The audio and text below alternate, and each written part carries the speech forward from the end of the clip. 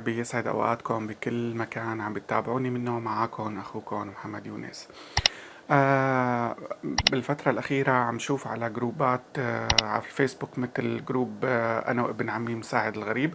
هذا جروب كبير كتير عن ناس عم يعانوا من موضوع الشخير. موضوع الشخير بالليل، مو الشخير الطبيعي، لا، هو الشخير المرضي. الشخير المرضي اللي بتحس الشخص مثل عم يختنق. ومثل ما لاحظتوا على الغلاف تبع الفيديو، حاطط صورتي انا بصراحة، او وانا حاطط قناع الاكسجين اللي بستخدمه يوميا وبنام فيه. انا من الناس اللي بيعانوا من الشخير المرضي، اللي هو مثل الاختناق. يعني انا مثلا اذا كنت نايم بغرفة، اول شيء صوت شخيري بيكون عالي جدا. ثانيا الشخص اللي موجود معي بالغرفة بيقول لي انت بالليل كنت عم تختنق. طبعا شو عم يصير غير هيك؟ طبعا بما انه الانسان عم يوقف عن التنفس بالليل، طبعا عم بحكي عن هدول الناس اللي عندهم الحالة مرضية، طبعا ما عم بحكي عن كل الناس. طبعا جزء كبير منا نحن اللي عم نعاني من هاي الحالة هي. اول شيء عنا زيادة بالوزن، اغلبنا عنا زيادة بالوزن. عندي شي صديقين ثلاثة نفس الوضع. بدك اول شيء، طبعا انت ما رح تلاحظ على حالك، الناس رح يقولوا لك انه انت عم بتشخر بشكل عالي جدا ومخيف وبشكل يعني مثل الاختناق. فانت بهيك حالة بدك تروح لعند الطبيب، والطبيب رح يفحصك ورح يتأكد انه فعلا انت عم بتعاني من هالحالة. طبعا بعد هيك، انا بعد ما تاكدت من هذا الشيء، وغير هيك بدي لكم على شغله كتير مهمه، انه انا يوميا ما كنت اشبع نوم. يعني انا اصحى الصبح تعبان، في عرقان كتير، يعني المخده تبعي كلها بتكون مي. ليه؟ لانه كل الليل مخي شغال عم بعرق انا. ولما رحت لعند الطبيب وسألته وقلت له، شرحت له كل الحالة، قال لي هي بيكون لما الإنسان يتوقف عن التنفس بالليل، الدماغ بيخاف انه الانسان يموت. فبما انه مشان ما يموت الانسان بيشتغل الدماغ بالليل. فلما عم بيشتغل الدماغ كل الليل، انت ما عم تقدر تنام فعليا، انت نايم بس فعليا انت فايق.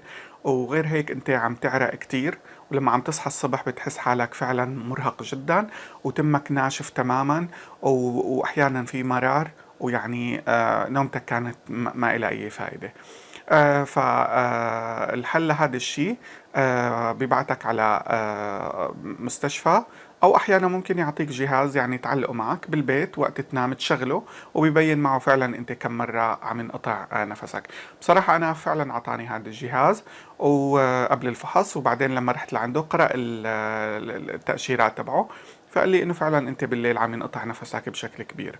بالتالي رح ابعتك انا على المستشفى، تنام بالمستشفى لمدة يومين لحتى نشوف بالليلة الأولى كيف نمت وبالليلة الثانية كيف نمت. بالليلة الأولى رحت على المستشفى، حطوا لي حساسات تقريبا بكل جسمي ونمت. فقت الصبح تقريبا، او لازم تنام على الاقل 6 ساعات. بعد 6 ساعات بيجي الممرض بفك عنك هي الذاتيه. فقرأ الطبيب، بعدين لما وصل الطبيب قرأ المؤشرات، قال لي فعلا انت كل الليل ما نمت. وغير هيك ان انت نايم بالليل حاطين مثل الكاميرا فيديو، عم بيسمعوا الصوت وعم بيشوفوك، عم يسمعوا شخيرك وعم يشوفوك بالليل، عم يشوفوا انه فعلا انت كيف نايم، وقديش عم ينقطع نفسك بالليل. اليوم الثاني، طبعا مثل ما قال لي الطبيب، اليوم الاول انت ما نمت كويس. اليوم الثاني حطوا لي نفس الحساسات، ولكن حطوا لي جهاز التنفس اللي انتم شفتوه بالصورة اللي انا حطيته على غلاف الفيديو. طبعا وقت حطوا لي هذا الجهاز، نمت ليلة. تاني يوم الصبح فقت فعلا مرتاح، وفعلا قال لي الطبيب انت اليوم فعليا نمت. طبعا نحن هون بأوروبا، بما أنه كلنا عنا تأمين صحي، فالطبيب طبعا بيكتب لك أنه هذا الجهاز لازم تجيبه، وأنت بتعطيه وشركة التأمين هي اللي بتدفع. وبضل طبعا هذا الجهاز موجود عندك. وهذا الجهاز في شغلتين بهذا الجهاز. في منهم بيكون القناع اللي هو بيسكر بس فقط الأنف، يعني الهواء بيفوت بدخل بس بالأنف. والقناع الثاني تبع الأكسجين بيكون هو للأنف وللفم بهالشكل، فهو بيسكر الفم أثناء النوم، فبدخل الهواء فقط من الأنف. وأنا بستخدم هذا النوع الثاني اللي هو بيسكر الأنف والفم. طبعا بدكم تسألوني انه الواحد بالبداية ما بيتعذب وقت ينام فيه. اكيد اول يومين ثلاثة ما رح تتعود عليه للجهاز، بس بعدين بتتعود، لانه اذا انت نمت تقلبت بس يمين او يسار ما في مشكلة. في شغلة كمان كتير مهمة. يوما ما إذا مثلا حدا منكم جاب هذا الجهاز، خليه يطلب منه معه خزان المي. ليش؟ لأنه في قطعة صغيرة هي بتنحط معه خزان المي، لأنه إذا ما حطيت خزان المي رح يجي الهواء ناشف وبالتالي رح ينزلوا لوزاتك. ولكن إذا جبت خزان المي ويوميا طبعا نظفته وحطيت بالليل مي قبل ما تنام، فطول الليل أنت عم تتنفس هالمي شوي شوي بتتبخر، وأنت فعليا عم يجيك هواء رطب نوعا ما، وهو شيء جيد.